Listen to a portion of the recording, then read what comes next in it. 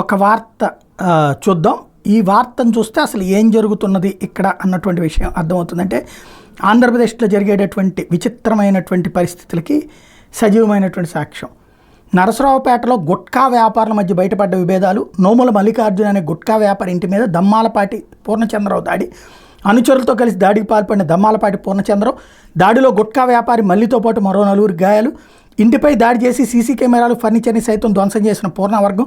దాడిపై పోలీసులకు ఫిర్యాదు చేసిన బాధితులు. కేసు నమోదు చేసి దర్యాప్తు చేస్తున్న పోలీసులు సుమారు 5 నుండి 6 కోట్ల రూపాయల వరకు సరుకు పట్టుకున్నట్టు సమాచారం. ఇది చూడగానే అరే ఇదేదో గుట్కా వాళ్ళ మధ్య గొడవ అనుకుంటాం, కానీ అసలు విషయం సాక్షి అంటే ఇవాళ 2వ వెర్షన్ కనుక ఆంధ్రప్రదేశ్లో లేకపోతే ఎట్లాంటి పరిస్థితితో సాక్ష్యం అనమాట. పల్నాడు జిల్లా నరసరావుపేటలో టీడీపీ గుండాలు బరితెగించారు. ఆర్యవైశ్య వ్యాపారి ఇంటి మీద 20 మంది టీడీపీ కార్యకర్తలు దాడికి పాల్పడి ఇల్లు ధ్వంసం చేసి అడ్డొచ్చిన మహిళలపై విచక్షణారహితంగా దాడులకు తెగబడ్డారు. పోలీసుల సమక్షంలోనే దాడి చేసి అధికార పార్టీ గుండాయిజాన్ని ప్రదర్శించారు. ప్రకాష్ నగర్ 60 అడుగుల రోడ్డు సమీపంలో శివసాయి ట్రేడర్స్ పేరిట నోముల మల్లికార్జున సిగరెట్, పాన్ మసాలా హోల్సేల్ వ్యాపారం నిర్వహిస్తున్నాడు. టీడీపీలో క్రియాశీలంగా వ్యవహరించే అల్లం పూర్ణచంద్రరావు 2 ఏళ్ల క్రితం మల్లికార్జునరావు దగ్గర 30 లక్షల రూపాయలు అప్పుగా తీసుకున్నాడు. వ్యాపారం నష్టం వచ్చిందని సాకు చెప్పిన పూర్ణచంద్రరావు డబ్బులు తిరిగి చెల్లించలేదు. దీంతో ఇద్దరి మధ్య వివాదం తలెత్తాయి. పూర్ణచంద్రరావు 20 లక్షలు మల్లికార్జునరావుకి ఇచ్చేలా పెద్దల సమక్షంలో ఒప్పందం కుదుర్చుకుని డబ్బులు కట్టాడు. అప్పటి నుంచి అక్కసు పెంచుకున్న పూర్ణచంద్రరావు టీడీపీ ప్రభుత్వం అధికారంలోకి వచ్చినప్పటి నుండి తన వద్ద తీసుకున్న అంటే తను చెల్లించాల్సిన డబ్బులు తనకి మళ్ళీ వెనక్కి ఇచ్చేయమంటున్నాడు. అప్పుడు 30 లక్షలు ఇవ్వాల్సి ఉంటే 20 లక్షలు ఇచ్చాడు. ఆ 20 లక్షలు కూడా వెనక్కి ఇచ్చేయమని చెప్పి గొడవ చేస్తూ ఉన్నాడు. తాజాగా మల్లికార్జునరావు ఇంటి మీద దాడి చేసి సామాగ్రి, పూలకుండీలు ధ్వంసం చేసి సీసీ కెమెరాలను పగలగొట్టారు. ఆ తర్వాత మల్లికార్జునరావు దంపతుల మీద విచక్షణారహితంగా దాడి చేశాడు.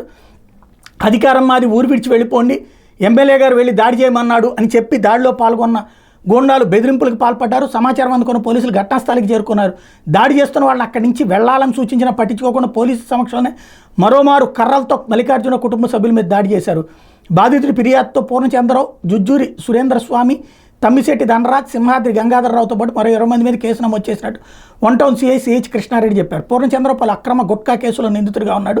కూటమి ప్రభుత్వం అధికారంలోకి వచ్చినప్పటి నుంచి గుట్కా వ్యాపారం అంతా తానే చేయాలని మిగిలిన వాళ్ళపై బెదిరింపులకు పాల్పడుతున్నాడు. అంటే ఇది జరుగుతున్నది వాస్తవం ఒకటి, వెల్లడవుతున్నది అది.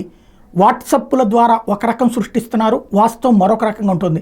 రెండింటిని చూస్తే అర్థమవుతున్నది. నాకైతే అర్థమైంది ఏంటంటే ఇద్దరు గుట్కా వ్యాపారాలు చేస్తారు, ఇందులో డబ్బులు తేడా వచ్చింది. 30 లక్షలు ఎగ్గొట్టాలనుకున్నాడు. పెద్దోళ్ళ సమక్షంలో పంచాయతీ పెడితే 10 లక్షలు తగ్గించుకుని 20 లక్షలకి రెడీ అయ్యాడు. అది ఇచ్చేశాడు. ఇప్పుడు అవకాశం వచ్చింది కాబట్టి అవతలను తొక్కేసి ఊరి నుంచి బయటికి తరివేసేయాలని ఏకంగా దౌర్జన్యానికే దిగాడు. అతనేమి చంద్రబాబు నాయుడు లేకపోతే లోకేష్ చెప్తే చేయడు, లోకల్గానే రౌడీయిజం చేయడం అన్నటువంటిది ఎక్కడికక్కడ జరుగుతుందనడానికి సాక్ష్యం ఇది.